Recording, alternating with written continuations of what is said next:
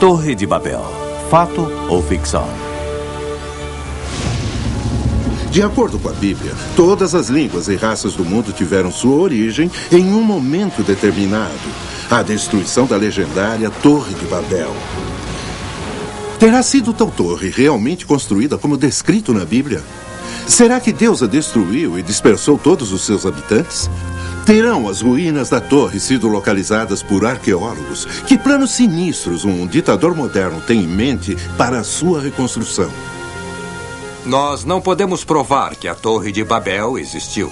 Não só existiu uma verdadeira Torre de Babel no passado, como a torre e a cidade do mesmo nome estão sendo reconstruídas pelo ditador mais perigoso do mundo.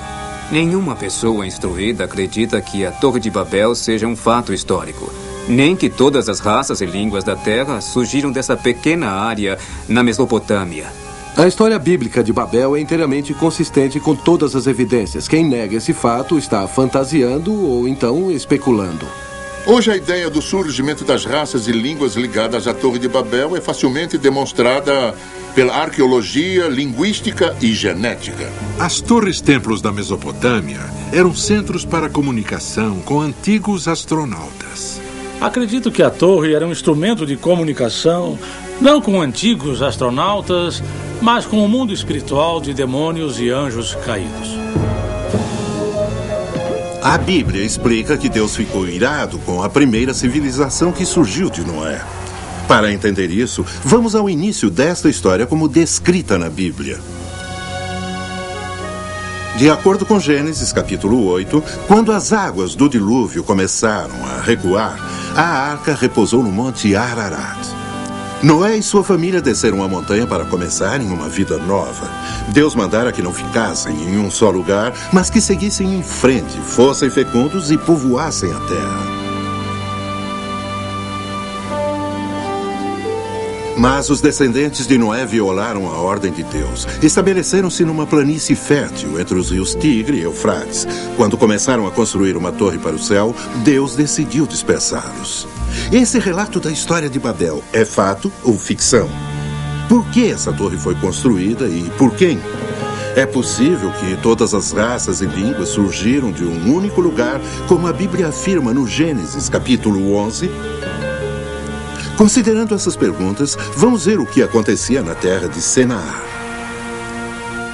A Bíblia conta que o rei Nimrod era um grande caçador e o grande construtor de antigas cidades que hoje são Irã e Iraque.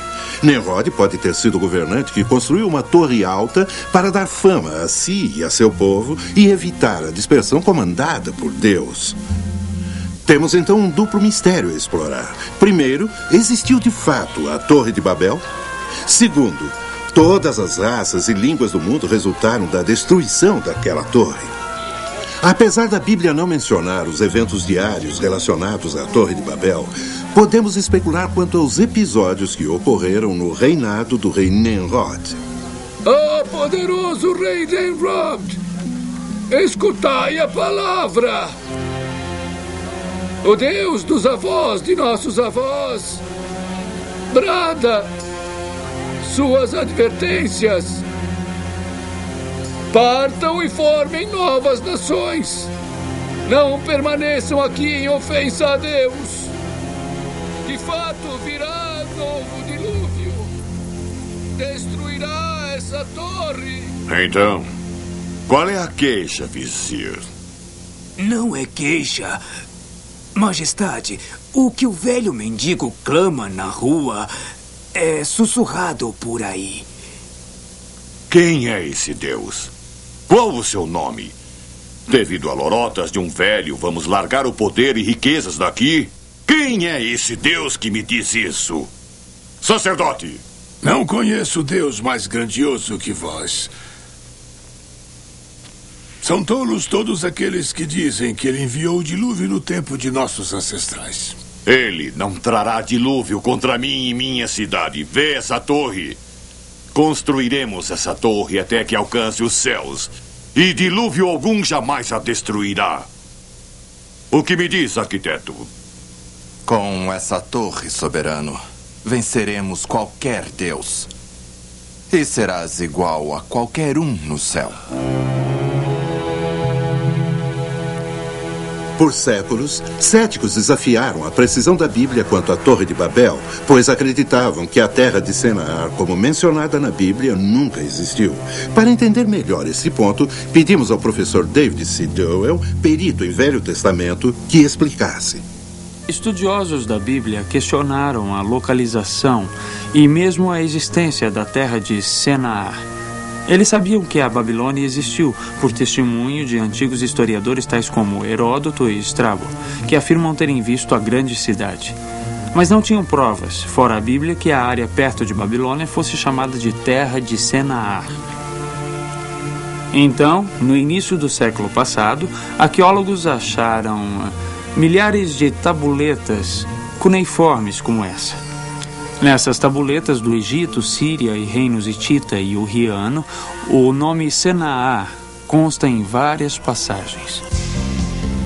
As terras onde o episódio da Torre de Babel ocorreu eram aqui, onde agora é o Iraque.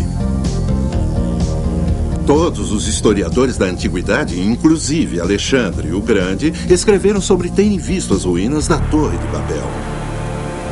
Houve muitas escavações arqueológicas nos últimos 100 anos que desenterraram os grandes tesouros da Suméria, Assíria e Babilônia no Iraque. A localidade de Birs Nimrod, em Borsippa, tem sido a preferida por muitos arqueólogos como sendo a Torre de Babel. O zigurate de Ur e as ruínas de Et-Menanke, perto da Babilônia, têm sido ainda mais preferidas. Será um desses lugares o possível local da Torre de Babel?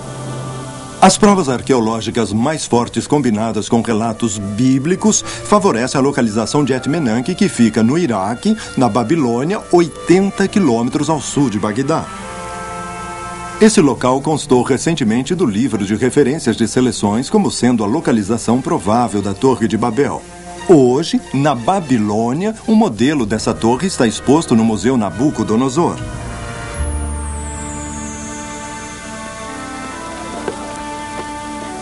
A construção da torre, seu grandioso projeto, em muito onerou o povo e os recursos. A construção da torre, sem dúvida, exigiu cada vez mais trabalhadores e dinheiro. O peso da mão de Nimrod foi sentido em cada canto.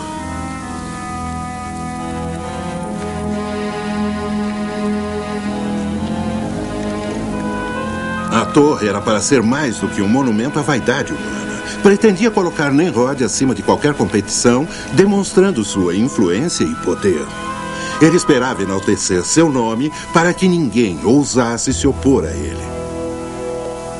Veja, Majestade, como são rijos esses tijolos queimados.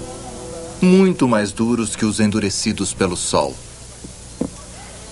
Esses novos tijolos podem construir essa torre tão forte que poderá alcançar o próprio céu?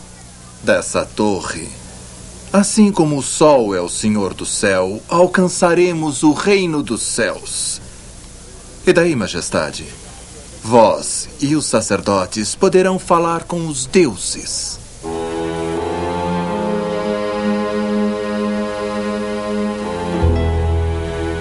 Mas quando a Bíblia diz que a torre pretendia alcançar os céus, não era no sentido físico, mas como um meio de comunicação.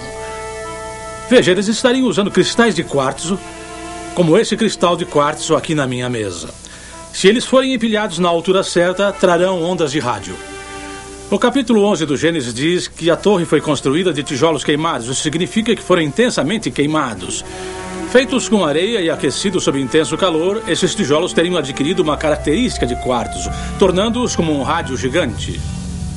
Mas só isso não bastaria para conseguirem se comunicar. A arqueologia revela que muitos sacerdotes antigos usavam corpetes e tiaras com cristais que faziam parte desse equipamento de comunicação.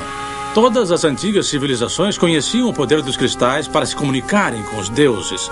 Esses antigos sacerdotes teriam usado um rádio portátil como este que estou segurando. Buscavam sintonizar com o mundo espiritual. Nos últimos anos, surgiram teorias exóticas para explicar a finalidade da torre. Uma sugere que a torre tinha algo a ver com antigos astronautas. uma raça de homens espaciais de fora do sistema solar que colonizaram este planeta. Os sumerianos eram capazes de descrevê-los e representá-los em estatuetas como essa, que era do líder do primeiro grupo de astronautas que desceram no Golfo Pérsico.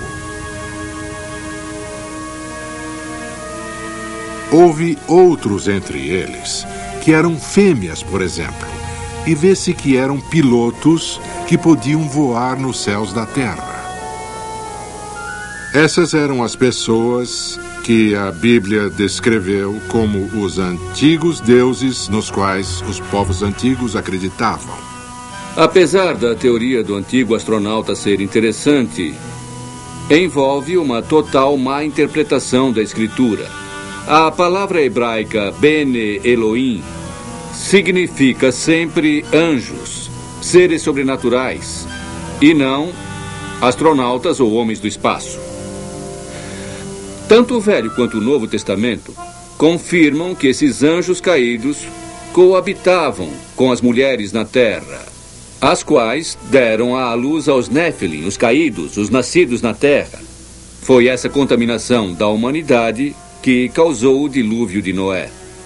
Todas essas ideias e teorias estranhas surgiram da falha em compreender a integridade da Bíblia como um todo, a qual é em si um sistema integrado de mensagens de origem extraterrestre. A Bíblia diz que Deus decidiu que a torre não deveria continuar em pé e que as pessoas tinham que se separar e se dispersar sobre a terra. O que pode nos dizer dessas nuvens escuras e raios que têm circundado a torre? Isso perturba muito o rei. Ele se tranca na sala do trono em grandes preocupações. Sempre tivemos tempestades nessa época do ano. Não vejo ligação entre a tempestade e a torre. Não me lembro de nuvens escuras pairando por tanto tempo em um só lugar, nem de raios que já tivessem matado nossos trabalhadores. Há uma maldição nessas coisas. Então por que não implora que a tempestade se vá? Diga aos deuses que para nós já basta. Eu não blasfemaria se fosse você. Talvez sua zombaria seja ouvida. Está recomeçando e o dia ainda não acabou. Vamos nos abrigar antes que esse vento amaldiçoado nos destrua.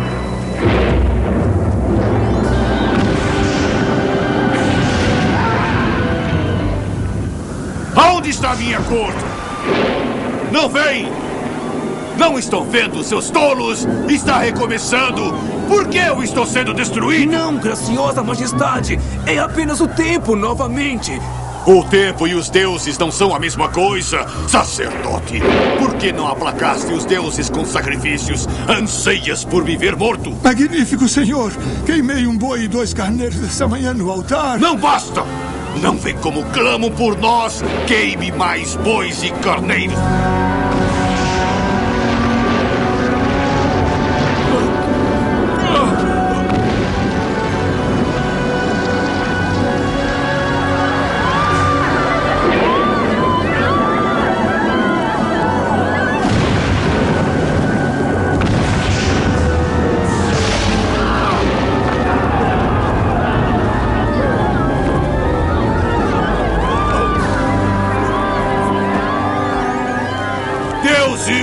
Por que me fizeram isso? Seus ingratos espíritos dos céus! Malditos! Malditos!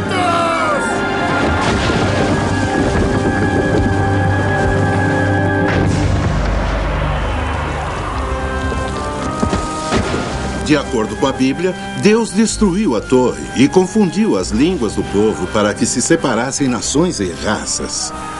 E que nunca mais desafiassem Deus Todo-Poderoso. Isso traz a última parte dessa história misteriosa. Será possível que todas as línguas e raças do mundo possam ter surgido do incidente da Torre de Babel? Cristãos fundamentalistas tentaram ensinar que a confusão das línguas resultou da construção da Torre de Babel. Isso não pode ser provado nem por dados históricos e nem por provas arqueológicas. Hoje existem umas 5.000 línguas em todo o mundo e de 50 a 200 ramificações não relacionadas. Podemos datar a mais conhecida dessas línguas, o sistema indo-europeu, de aproximadamente 3.000 a.C., dificilmente a época de Babel. Depois disso, nós nada sabemos. Para se ter uma ideia do quão rápido as línguas podem mudar, eis um exemplo de Beowulf, que é inglês antigo. Woldguman finden bon begin what woord, ser get woord, que em inglês moderno quer dizer ele queria encontrar o homem que o havia prejudicado enquanto dormia.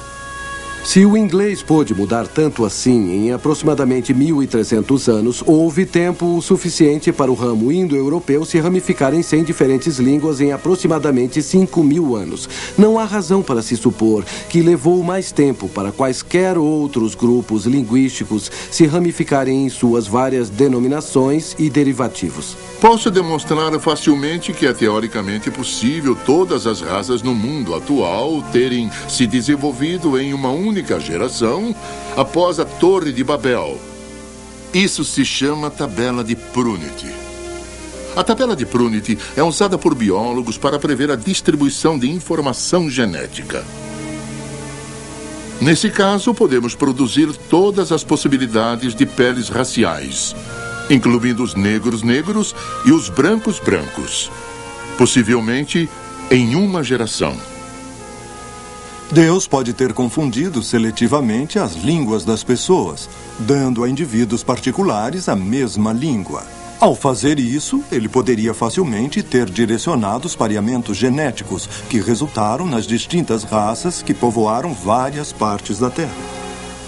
A controvérsia da história da Torre de Babel se centraliza em uma única questão. Podem todas as raças e variações de línguas terem vindo de uma fonte comum? Teoricamente, agora parece bem possível.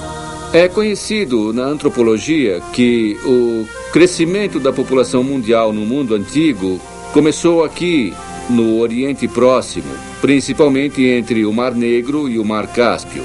O interessante é que temos um documento no livro do Gênesis que descreve esse antigo processo como tendo iniciado bem aqui, ao redor e na própria Torre de Babel. E é claro, isso é exatamente o que a antropologia moderna reconhece a partir da evidência.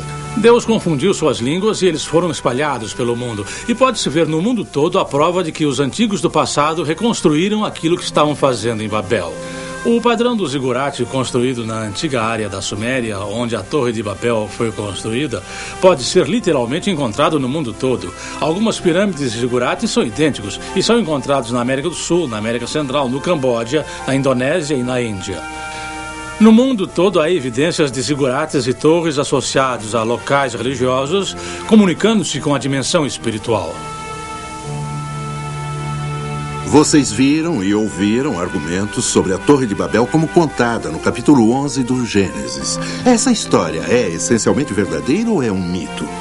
Considerando os dados científicos que apoiam as origens das raças e variações de línguas, os fatos pesam muito a favor da Bíblia. Lembre-se, a terra de Senaar, descrita na Bíblia, foi considerada um mito, até que pesquisas sérias logo antes da virada do século XX desvendou, justificando inteiramente a Bíblia. Se as ruínas em Etmenanque são o que parecem ser, então eram a legendária Torre de Babel, exatamente como as escrituras afirmam. O fim da história da Torre de Babel ainda não foi desvendado. Mesmo hoje, mais um capítulo está acontecendo. Quando Nabucodonosor ainda reinava na Babilônia há 2.500 anos, deixou seu legado para futuros reis, inscrito em tabuletas cuneiformes, para que reparassem e reconstruíssem seus templos e palácios. De acordo com alguns estudiosos de profecias da Bíblia, a mais poderosa e perversa cidade do mundo antigo seria reconstruída novamente. Essas ruínas, perdidas por séculos sob as areias mutáveis do Iraque, foram agora totalmente descobertas. Nesses filmes recentes, pode-se ver que a reconstrução da antiga Babilônia é de fato realidade. Isso tem sido um projeto do ditador iraquiano Saddam Hussein. Seus engenheiros, arquitetos e arqueólogos garantem que a cidade está ascendendo novamente. Várias construções já estão prontas. Planos estão também a caminho para a completa reconstrução da Torre de Babel. O mundo desconhece os motivos de Saddam Hussein para a reconstrução da Babilônia e da legendária Torre de Babel. A Torre de Babel é mais do que uma história sobre a destruição de uma antiga torre, da origem das raças e da diversificação das línguas. É a história do orgulho do homem e da resposta de Deus a isso. Não é errado ter altos objetivos e lutar por grandeza. Mas seu sucesso terá sido conseguido para satisfazer seu próprio ego, para se enaltecer, ou foi para trazer algo melhor para Deus, família e os outros? Algo a se pensar.